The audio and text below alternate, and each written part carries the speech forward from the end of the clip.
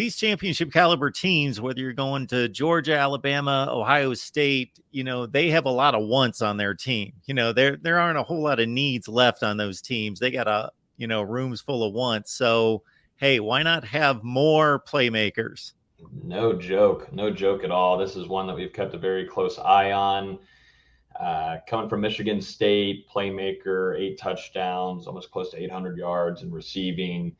This was something where you're just adding more firepower and reliability and, touchdowns practically straight up with you to your offense. And so between Ole Miss and Florida State, I was hearing things throughout the week, but then really this morning when I shot over a text to a source over close to Ole Miss, and just from what I was getting from them and them not feeling too confident anymore as they were back whenever he was at his visit, it just made sense to where this was going to be leaning in Florida State's direction. And just about an hour later, they're like, yep, and it's going to be all FSU. So this was a nice snag for Florida State and Mike Norvell, what they're going to be able to do in the offense with the wide receiver room that they already have. It was cool to see Trey Benson jump onto the IG Live too as well during the commitment video, and seeing the support. I've seen also a handful of other Florida State Seminoles inside of the IG Live in the comments, and you had Jordan Travis too commenting on Twitter. I don't think outside of that visit that Keon Coleman made, I think Ole Miss would had to have done something extremely impressive to maybe turn Keon's opinion away from wanting just to select and stick with Florida State. I think after leaving Tallahassee, he almost had his mind made up, and he was just going to go kind of give his time and hold his word to going to visit Lane Kiffin and Ole Miss. But it's definitely an interesting situation where Florida State now has another starter at wide receiver, whereas we went through the spring and we saw Kentron Poitier jump up and is expected to be a starter in 2023 as well. But the size, the length, the reliability with the hands is something that Florida State needs on this roster going into 2023, and having depth there, even if that, because what you've got behind that, you've also got some young stars. We haven't even talked about Destin Hill yet, but you've got a lot of young talent behind really elite experienced talent now, and that's something that Florida State hasn't had in that wide receiver room in 10 years. I mean, they haven't. And so this is something I thought it was really interesting to listen to Keon, and also say he's going to be there like 7 to 8 months. He's expecting this to be a money season for him. So we'll see if that can happen, and Mike Norvell can put him into spots to make those plays and make those highlight grabs in the red zone and in the end zone, like we've seen him do do for Michigan State against good competition like Michigan, their in-state rivals. So overall, a major win for Florida State, and just continues to prove how lethal Mike Norvell is inside the transfer portal right now. He is the best college football head coach right now in the portal.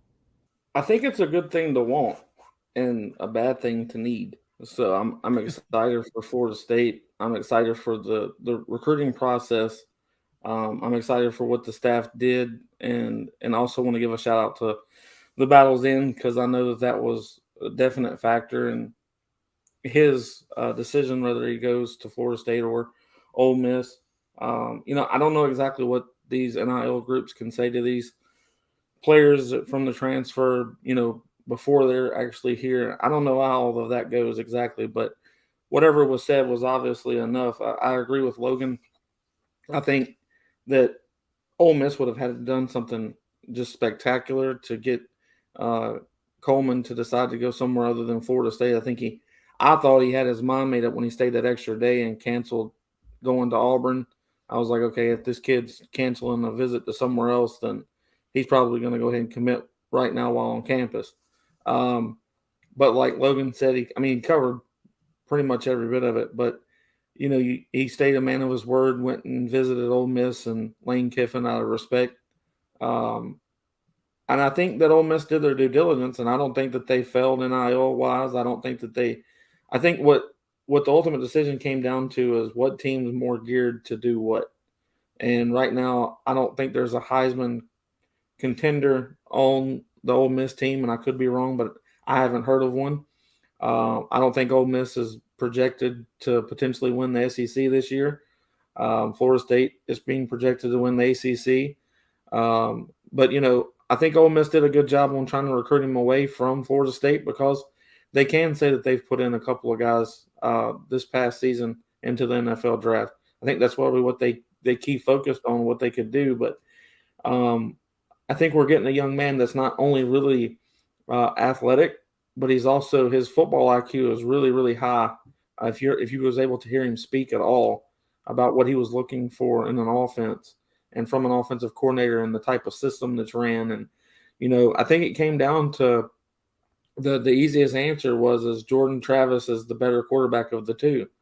And you want to be with your best possible quarterback to do what he was wanting to do. And I think you could have went to Ole Miss and been the guy, but you would have then got those double coverages. You would have been, they would have put a target on your back. They're coming after you.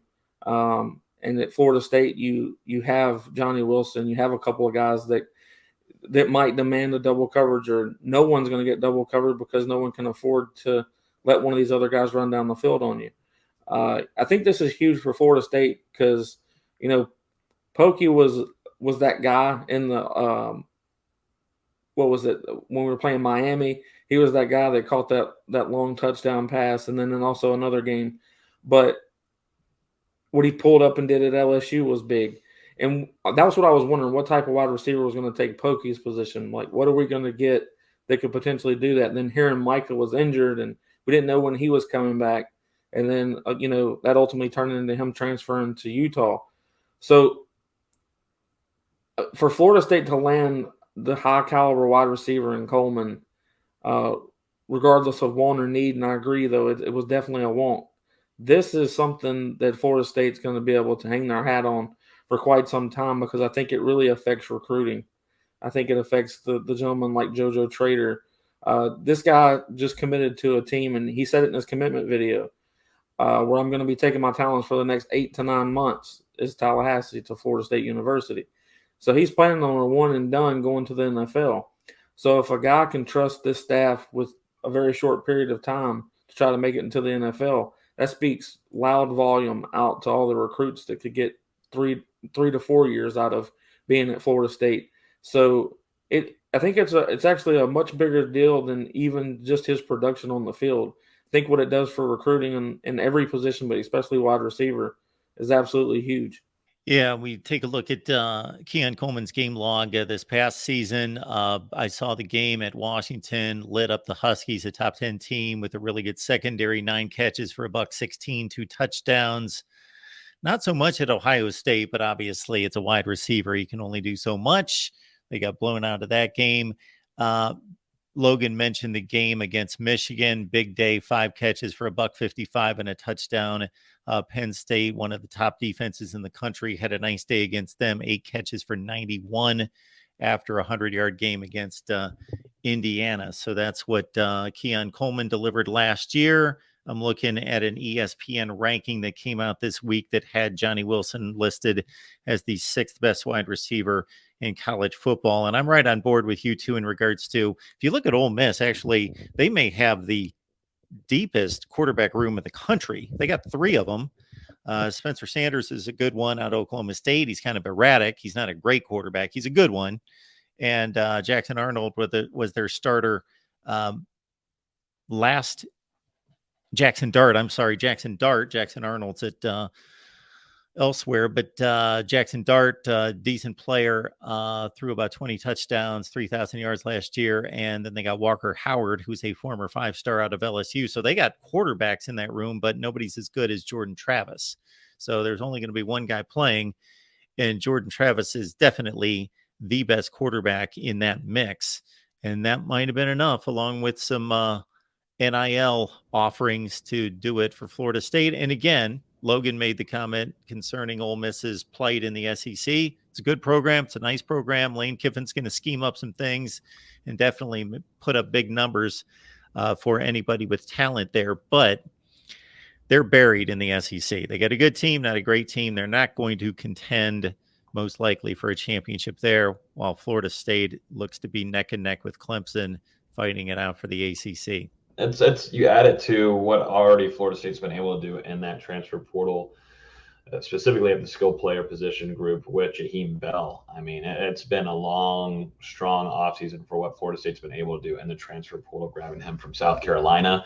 And whenever you're able to throw out a guy that was a reliable target for their quarterbacks at Michigan State, it came down to the quarterback decision, I think, for Keon, and a guy that has shown growth and continues to improve throwing down the field, keeping his eyes downfield. And that quarterback is Jordan Travis, and he's projected to be one of the top quarterbacks, top 3 in the country going into this upcoming season. So those rankings aren't the same at Ole Miss. So it should have been kind of easy for Keon to kind of figure this out. And we'll see what Mike Norvell is going to be able to do with Coleman. I mean, we go back and you look at Malik McLean, he's no longer there. Micah Pittman's not there. We still don't have I'm not fully secured. I don't have full security that we're going to see Winston Wright as a full go in 2023. And that's a big question mark going to the fall camp still. So you got to bring in a guy that can bring reliability and experience and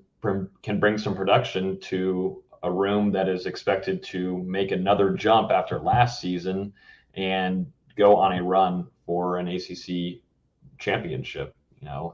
This is all a game plan for this season, and it's to put elite players around Jordan Travis. And so if Florida State's able to build chemistry throughout this offseason, once we get into camp, this offensive line, I think, is going to be one that we're going to keep a close eye on. If they can build that chemistry and keep Jordan Travis safe and healthy, the guys around are going to just eat up what Jordan Travis is going to be able to give them, and what Mike Norvell is going to be able to build between his game plans and schemes and what he's going to do against some of these ACC teams and LSU week 1.